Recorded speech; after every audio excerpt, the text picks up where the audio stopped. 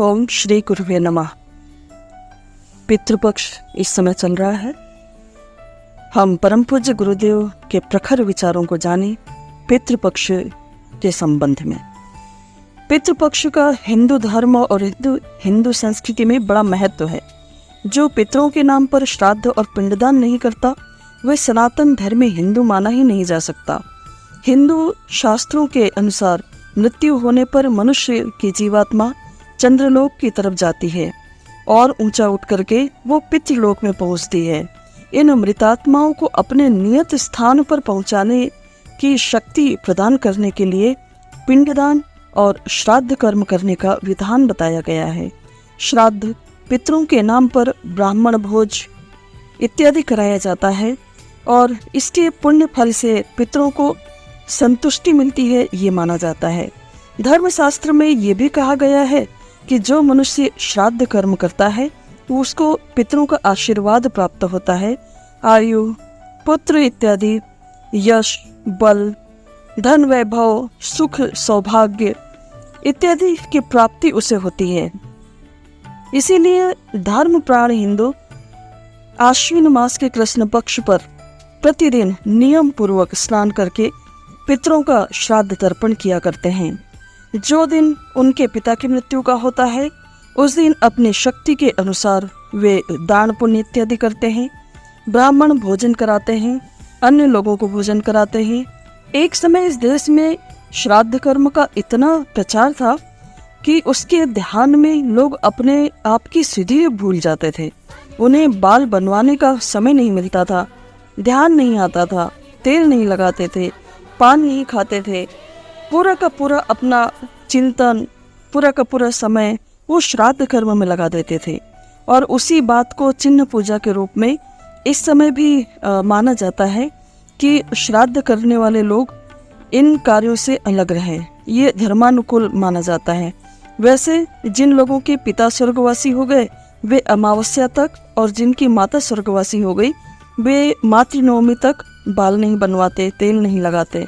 और भी पितरों के पिंडदान के बारे में कुछ प्रचलन है। जैसे पितरों के पिंडदान का सबसे बड़ा स्थान गया को माना जाता है और जनता ऐसी मान्यता रखती है कि गया में पितरों का पिंडदान कर देने पर फिर हर साल पिंडदान नहीं करना पड़ता। ये भी कहा जाता है कि भगवान राम ने फल्गु नदी में आकर के और अपने मृत पिता महाराज दशरथ का पिंडदान किया था। जो भी हो, पर ये जान पड़ता है कि हिंदुओं की सभ्यता प्राचीन काल से ही इतने ऊंचे दर्जे की रही है कि जिसकी सभी अपने अपने स्तर पर बहुत प्रशंसा करते हैं। वे जीवित माता पिता की सेवा करना ही अपना धर्म मानते हैं। ये है हमारी संस्कृति, ये है हिंदू धर्म। और जीवित माता पिता की ही सेवा नहीं बल्कि उनके मरने के बाद भी उनको बुलाया नहीं जाता। उनकी स्मृति की रक्षा करने के लिए वे अपने कर्तव्य का पालन करते हैं और ये 15 दिन ये अलग से रखे हुए हैं सिर्फ अपने पूर्वजों का स्मरण करने के लिए, उनके प्रति कृतज्ञता व्यक्त करने के लिए। हिंदुओं की इस प्रथा की प्रशंसा ढेर सारे लोगों ने की है। जैसे हिंदुस्तान के जो मुगल सम्राट हुए हैं शाहजहां, जब उनके लड़के औरंगजेब ने उनको जेल में डाल दिया था तब उन्होंने औरंगजेब को पत्र लिखा था और उसमें लिखा था कि तुमसे तो हिंदू कितने अच्छे हैं कि वो मरने के बाद भी अपने माता पिता को जल और भोजन देते हैं, और एक तू है कि अपने जीवित पिता को भी दाना पानी के लिए तरसा रहा है। इस विषय पर विचार करने से ये लगता है कि पितृपक्ष का महत्व इस बात में नहीं है कि हम श्राद्ध कर्म को कितनी बड़ी धूमधाम से मना रहे हैं, कितने ज़्यादा से ज़्यादा लोगों को भोजन करा रहे हैं, कितने ब्राह्मणों को कुछ भोजन करा के दान दे रहे हैं। इस बात में इसका महत्व नहीं है, पर इसका वास्तविक जो महत्व है वो ये है कि हम अपने पितामह, अपने गुरुजन जो हमारे बड़े हैं और जो अभी जीवित है, क्या हम उनकी सेवा करते हैं? क्या उनके प्रति हमारी भावनाएं हैं, श्रद्धा है? क्या हम उनकी आज्ञा का पालन करते हैं, उनका कहना मानते हैं? अब चाहे लोग कुछ भी कहे, पर उसका अर्थ जो है वो यही है। अगर आपकी श्रद्धा, आपकी भावना पूर्वजों के साथ जुड़ी है तो ही आपका ये पक्ष मनाना सफल है। अपने जीवित माता पिता की जो सेवा नहीं करते, उल्टा उनको दुख पहुंचाते हैं या उनका अपमान करते हैं, और बाद में पिंडदान, श्राद्ध कर्म, ये सब करना सिर्फ एक कोरा ढोंग ही है, उसका कोई परिणाम नहीं होने वाला। क्योंकि अगर हमारे श्राद्ध का फल पितृ तक पहुंचता है तो वो सूक्ष्म रूप में पहुंचता है, और सूक्ष्म रूप में उन तक पहुंचाना तभी संभव है जब हमारी भावनाएं उनके साथ जुड़ी होगी, और हमारी भावनाएं उनके साथ तब जुड़ी होगी जब हमने जीवन भर उनका कहना माना हो, उनकी सेवा की हो, उनको कभी कष्ट न पहुंचाया हो, उनके सम्मान का हमेशा ध्यान रखा हो, उनको कभी भी किसी प्रकार से कष्ट न दिया हो, तो हमारी भावनाएं उनके साथ जुड़ी हुई हो सकती है। माता पिता, गुरुजन के प्रति कृतज्ञता की भावना जीवन भर जिन्होंने धारण की है, तो ये श्राद्ध पक्ष उन्हीं का सफल है। यदि इन गुरुजनों का स्वर्गवास हो जाता है तो मृत्यु के बाद श्रद्धा स्थिर रखने के लिए ही ये पितृ यज्ञ किया जाता है, और मृत्यु का वर्ष, मृत्यु की तिथि, इन सब को मनाने का विधान ही इसके लिए है। और समारोह के साथ श्राद्ध इत्यादि करने के लिए श्रुति स्मृति आदि में ये विधान दिया गया है। श्रद्धा से श्राद्ध बना है, श्रद्धा पूर्वक किए गए कार्य को श्राद्ध कहते हैं। श्राद्ध से श्रद्धा जीवित है, श्रद्धा से श्राद्ध। श्रद्धा को प्रकट करने का जो प्रदर्शन होता है वो श्राद्ध कहलाता है। जीवित पितर और गुरुजन के लिए जो श्रद्धा प्रकट करते हैं, उनकी अनेक प्रकार से सेवा पूजा संतुष्टि करते हैं, पर स्वर्गीय पितर के साथ तो श्रद्धा प्रकट करने का ये माध्यम नहीं हो सकता, अपनी कृतज्ञता प्रकट करने के लिए ये माध्यम नहीं हो सकता, तो कोई निमित्त बनाना पड़ता है। और ये निमित्त मृत पितरों के लिए कृतज्ञता के भाव को स्थिर रखने के लिए हमारी संस्कृति में ये बनाया गया 15 दिनों का, जिसमें सेवा सत्कार के लिए वर्ष में 15 दिन अलग से निकाल करके रखे गए। पितृभक्ति का सबसे उज्जवल आदर्श हमारी हिंदू संस्कृति में है, ये कहीं और मिलना बहुत कठिन है। श्रद्धा तो हिंदू धर्म का मेरुदंड है, प्राण है। हिंदू धर्म के कर्मकांड में पूरा का पूरा आधार श्रद्धा तत्व पर है। अगर उसको निकाल दिया जाए तो सब कुछ बेकार है। हमारे यहाँ सूर्य, चंद्र, ग्रह, नक्षत्र, पृथ्वी, अग्नि, जल, कुआं, तालाब, यहाँ तक कि शमशान को खेत, खलिहान, नदी, भोजन, चक्की, चूल्हा, तलवार, कलम, जेवर, रुपए, घड़ा, पुस्तक, ऐसे निर्जीव चीजों की भी पूजा की जाती है। अलग अलग अवसरों पर इनके पूजने का विधान है। यहाँ तक कि नाली या घुड़ी का तक पूजन किया जाता है। वृक्षों में तुलसी, पीपल, वटवृक्ष, आंवला, ऐसे पेड़ पूजे जाते हैं। गौ, बैल, घोड़ा, हाथी, ऐसे पशु पूजे जाते हैं। इन सब पूजा में जड़ पदार्थ या पशु को कोई लाभ है कि नहीं है पता नहीं, पर जो पूजा करता है उनके मन में जो श्रद्धा और कृतज्ञता का भाव उत्पन्न होता है, ये ही उनकी उन्नति का कारण बनता है, ये उनके विकास में सहायक होता है। जिन जड़ चेतन पदार्थ से हमें लाभ मिला है, जिससे हमने कुछ लिया है, उसके प्रति हमारे मन में कृतज्ञता का भाव होना ही चाहिए। उनके प्रति हमारी बुद्धि उपकार की भावना से भरी होनी चाहिए, और किसी न किसी रूप में उस उपकार की भावना को प्रकट करना चाहिए। ये है हमारी संस्कृति। मरे हुए व्यक्तियों का श्राद्ध कर्म, इससे उनको कुछ लाभ है कि नहीं, अगर इसका उत्तर जानना चाहे तो हाँ, बिल्कुल इसका लाभ है। संसार एक समुद्र के समान है, जिसमें जल कण की भांति हर एक जीव निवास करता है। विश्व एक शिला की तरह है, तो हर व्यक्ति एक परमाणु की तरह, जीवित या अमृत। कोई भी आत्मा इस विश्व में मौजूद है और अन्य समस्त आत्मा से उसका संबंध है। संसार में कहीं पर भी अनीति, युद्ध, कष्ट, अनाचार, अत्याचार, कहीं भी कुछ भी हो रहा हो दूर के देशों में, तब भी आप देखेंगे कि सामान्य तौर पर अधिक से अधिक लोगों का मन उद्विग्न हो जाता है। गर्मी और ठंडी, गर्मी के मौसम में हर चीज गर्म लगती है और ठंडी के मौसम में हर चीज ठंडी। वातावरण का प्रभाव हर किसी पर पड़ता है, ऐसे ही हर व्यक्ति का प्रभाव हर आत्मा को प्रभावित करता है।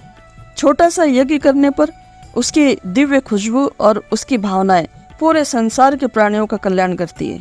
इसी तरह कृतज्ञता का जो भाव हम श्राद्ध में प्रकट करते हैं, ये सब प्राणियों के लिए सद्भावना की लहरें लेकर के आता है। सब प्राणियों के लिए ये शांतिदायी होता है। ये सूक्ष्म तरंगे, ये भावनाएं, ये तृप्तिकारक और आनंददायी होती हैं। सद्भावना की तरंगे जीवित और मृत सभी को तृप्त करती है। कोई भी किसी भी जीवित व्यक्ति के प्रति सद्भावना रखे, निश्चित रूप से उसको आत्मिक संतुष्टि मिलती है।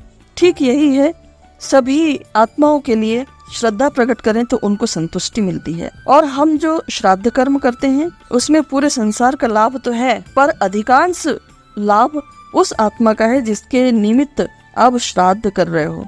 ये विशेष प्रकार का जो कर्मकांड कर रहे हो जिस विशेष आत्मा के लिए, उसकी आत्मा की उन्नति में ये निश्चित रूप से सहयोगी होता है। स्थूल वस्तुएं एक स्थान से दूसरे स्थान तक देर से और कठिनाई से पहुंचती है, पर सूक्ष्म तत्वों के संबंध में ऐसी बात नहीं है।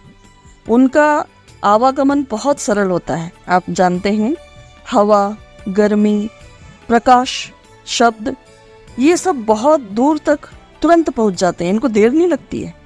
पर विचार और भाव तो इनसे भी सूक्ष्म है और इनसे भी तेज गति से चलते हैं और उस व्यक्ति तक तुरंत जा पहुंचते हैं जिसके लिए आपने इनको भेजा है।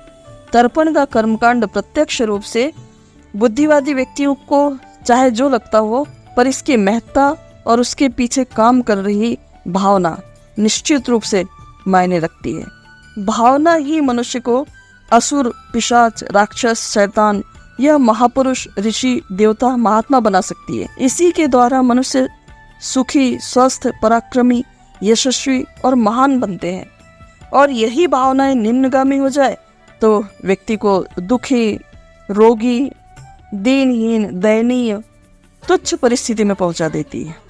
मनुष्य और मनुष्य के बीच में जो जमीन आसमान का अंतर दिखाई पड़ता है ना, कई लोग बहुत खुशहाल, आनंददायी जीवन जीते दिखाई पड़ते हैं और कई लोग प्रतिदिन घुटन भरी दुखी जिंदगी जीते दिखाई पड़ रहे हैं। ये जो अंतर है, ये उनकी भावना के स्तर का अंतर है। यही कारण है कि हमारे पूर्वजों ने उस भाव पक्ष को समर्थ बनाने की दृष्टि से कर्मकांड में उसका सम्मिश्रण किया, उसको सम्मिलित किया।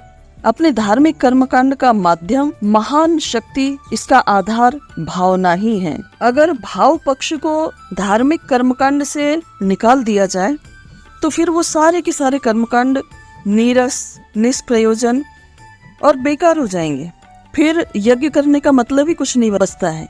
यज्ञ करना और भट्टी जलाना फिर एक जैसा हो जाएगा। देवताओं की, देवियों की मूर्ति में और बच्चों के खिलौने में कितना अंतर होता है, सिर्फ श्रद्धा भावना का ही तो। अगर श्रद्धा भावना निकाल दी जाए तो इन दोनों में क्या अंतर है। हम शास्त्रों को पढ़ते हैं, सुनते हैं और कहानी को पढ़ते हैं, सुनते हैं। अगर शास्त्र के प्रति श्रद्धा ना हो तो कहानी में और शास्त्र में क्या अंतर है। हम प्रवचन भी सुनते हैं और फोन पर ढेर सारी रिकॉर्डिंग भी सुनते हैं। अगर भावना ना हो तो इन दोनों में क्या अंतर है। अश्रद्धा एक दावानल की तरह है जिसमें परलोक, कर्मफल, धर्म, सदाचार, दान, पुण्य, परोपकार, प्रेम, सेवा, सहायता, इन पर से विश्वास उठ जाता है। और अश्रद्धा अगर है तो ये ऐसे व्यक्ति धीरे धीरे करके ऐसे हो जाते हैं कि उनको अपनी छाया से भी डर लगने लगता है, क्योंकि वो हर किसी पर अविश्वास करते हैं, अश्रद्धा करते हैं और वो अविश्वास उनको इतना भयावह बना देता है। भौतिकवादी नास्तिक दृष्टिकोण और धार्मिक आंतरिक दृष्टिकोण, इनमें यही प्रधान अंतर है।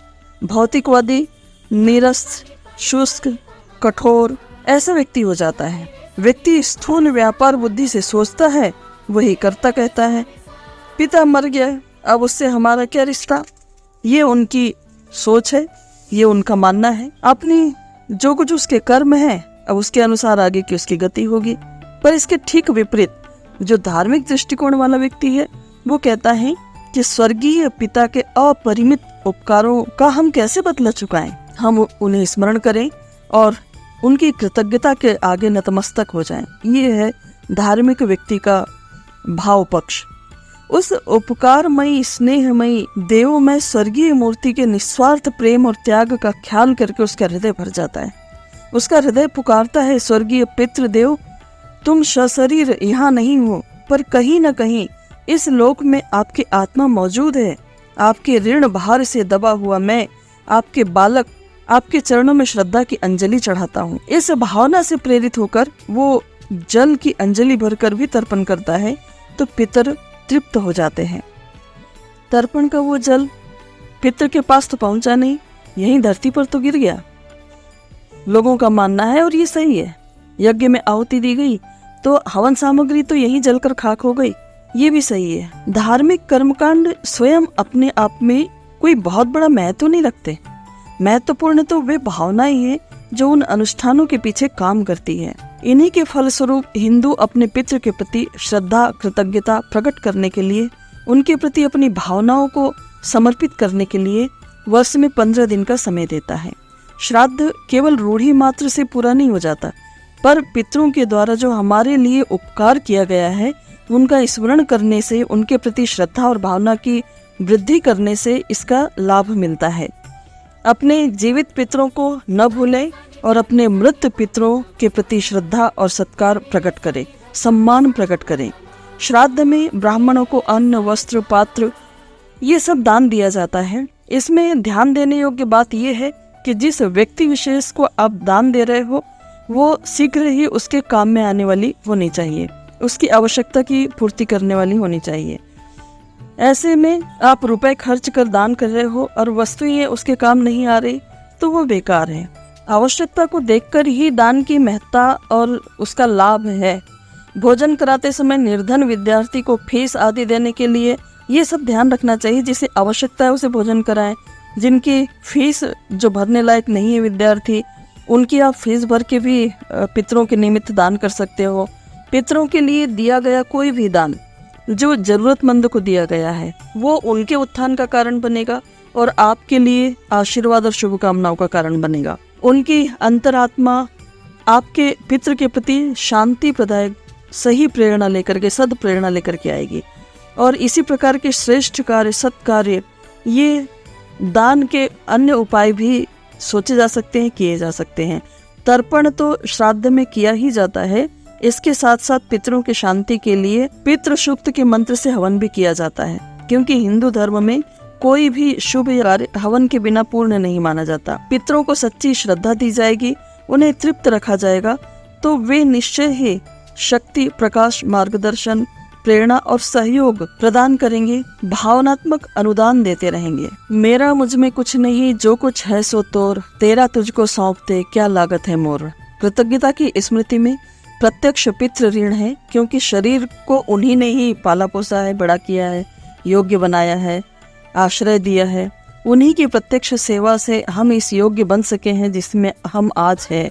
इसीलिए पितृ ऋण को प्रमुखता देते हुए स्मरण रखने के लिए प्रतिदिन जो जीवित पूर्वज हमारे बड़े हैं उनको प्रातः चरण वंदन किया जाता है। ये हमारे यहाँ का नियम है। अभिवादन ये माता पिता का ही नहीं, अपने उनके समान आयु के जितने भी लोग हैं उन सबका अभिवादन किया जाता है। ये एक प्रकार का गुरुजनों का सम्मान जो जीवित अवस्था में है। पर जो पितृगण दिवंगत हो चुके हैं उनके लिए तर्पण श्रद्धा भाव से किया जाता है। श्रद्धांजलि पूजा उपचार का सरल प्रयोग है और अन्य उपचार वस्तुओं की जरूरत इसमें पड़ती है। पितृ ऋण को चुकाने के लिए श्राद्ध पक्ष में अपनी श्राद्ध को पुष्ट करने के लिए वृक्ष लगाए जाएं, जो किसी न किसी रूप में प्राणियों की आवश्यकता पूरी करते हैं। अपने आसपास कृषि योग्य भूमि में थोड़ी सी जमीन बचती हो, कम उपयोगी हो, उसमें आम, पीपल आदि वृक्ष लगा सकते हैं। बेर, अमरूद ये कम जगह में लग सकते हैं। आसपास जमीन न भी हो तो सरकारी जमीन पर वृक्षारोपण कर दीजिए। शर्त ये हो कि मालिक जो भी है वो भी ध्यान रखे पर इस वृक्ष को पुष्ट किया जाए, पोषित किया जाए। केवल रखवाली करें, देखें, जिम्मेदारी निभाएं, ये पुण्य फलदायक होता है। वृक्ष वायु शोधन करते हैं, छाया देते हैं, फल फूल मिलता है। हरे पत्ते पशुओं का भोजन बनता है। सूखे पत्तों से जमीन को खाद मिलती है। लकड़ी से ढेर सारे उपयोगी सिद्ध होते हैं। वृक्ष से बादल बरसते हैं, भूमि का कटान रुकता है, पक्षी घोंसला बनाते हैं, उनकी छाया में मनुष्य पशुओं को विश्राम मिलता है। इस प्रकार वृक्षारोपण एक उपयोगी सिद्ध होता है। वृक्षों की भांति ही जलाशय का निर्माण भी कर सकते हैं। तालाब, हर साल पानी उसमें मिट्टी भर जाती है और उसकी सतह ऊंची हो जाती है, तो आप श्राद्ध पक्ष में तालाब की खुदाई श्रमदान करके कर सकते हैं, उसकी गहराई बढ़ा सकते हैं, जिससे पशुओं को पानी मिलता रहे, उसमें सिंघाड़ा कमल जैसे खिलते रहे। और उसके जो चिकनी मिट्टी है वो मकान के मरम्मत के भी काम आती है। मंदिर, धर्मशाला ये कोई कोई बना सकते हैं, पर उद्यान और जलाशय वाला काम ये तो हर कोई कर सकता है। मित्र पड़ोसी सब मिलजुल करके ये काम करें, ये श्राद्ध पक्ष में किया जाना चाहिए। इस प्रकार उपयोगी काम भी हो सकते हैं जिसमें धन खर्च करने की तो स्थिति ही नहीं है, पर शरीर स्वस्थ है तो आप श्रमदान करके अपने पूर्वजों के प्रति कृतज्ञता का भाव चरितार्थ कर सकते हैं। इस प्रकार की समाज सेवा के कार्यों से जीवित या दिवंगत पितृगण निश्चित ही प्रसन्न होंगे। अपने कृतज्ञता भाव को जीवित रखने का पुण्य परमार्थ तो प्रत्यक्ष मिलता ही रहेगा। श्राद्ध पितरों के नाम पर किए जाते हैं और उन्हें दान पुण्य किया जाता है। इस निमित्त उनके साथ तर्पण, पिंडदान आदि कर्मकांड जोड़ दिए गए हैं। वर्ष में जिस तिथि में पितरों की मृत्यु हो उस तिथि को भी श्राद्ध किया जाता है, पर आश्विन पक्ष में ये पूरे समय किया जाता है। उपकारी का प्रति उपकार करना सामान्य मनुष्य धर्म है। धर्म कर्तव्य के प्रति श्रद्धा बनाए रखना श्राद्ध है। अंत्येष्टि संस्कार के बाद जो 13 दिन का वो श्राद्ध किया जाता है, उसमें एक समर्थ उत्तराधिकारी, स्वावलंबी उत्तराधिकारी अपने पूर्वज के द्वारा छोड़ी गई संपत्ति को उनकी धरोहर मान करके उन्हीं की सद्गति के लिए परमार्थ के प्रयोजन में लगा देते हैं। जो असमर्थ है, जो खुद कमा नहीं सकते, केवल वो ही उनके द्वारा कमाई की हुई को अपने उपयोग में लेते हैं। दान का परिणाम लोक और परलोक दोनों में ही होता है। उससे यश और शांति दोनों मिलते हैं। सभी व्यवस्थाएं, सुव्यवस्था इससे बनती है, पर सत्पात्र को ही दान दिया जाए, जिससे उसकी सुविधा संपन्नता भले ही न बढ़े, पर उसके पिछड़ेपन से उसको छुटकारा मिल जाए, वो आगे बढ़ सके, ऊंचा उठ सके और इसका सहारा उसे मिले। यश के लिए किसी पर भी पैसा लुटा देना ये दान नहीं है, ये एक प्रकार का अहंकार और अज्ञान है। महाभारत की एक कथा है, राजा कर्ण नित्य 1.25 मन सोने का दान किया करते थे। जब वे स्वर्गलोक गए तब उनके निवास, वस्त्र, उपकरण, आहार आदि सब कुछ सोने से ही विनिर्मित मिले।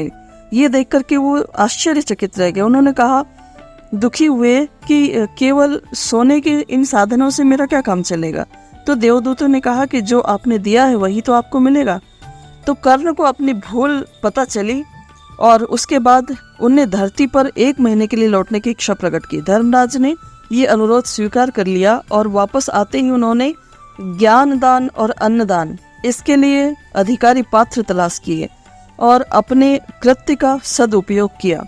अवधि पूरी होने के बाद जब वो स्वर्ग गए तो जीवन में उपयोग आने वाली सभी सामग्री उनको मिली। आत्मिक प्रगति के लिए सबसे महत्वपूर्ण तथ्य है श्रद्धा। श्रद्धा में ही शक्ति है।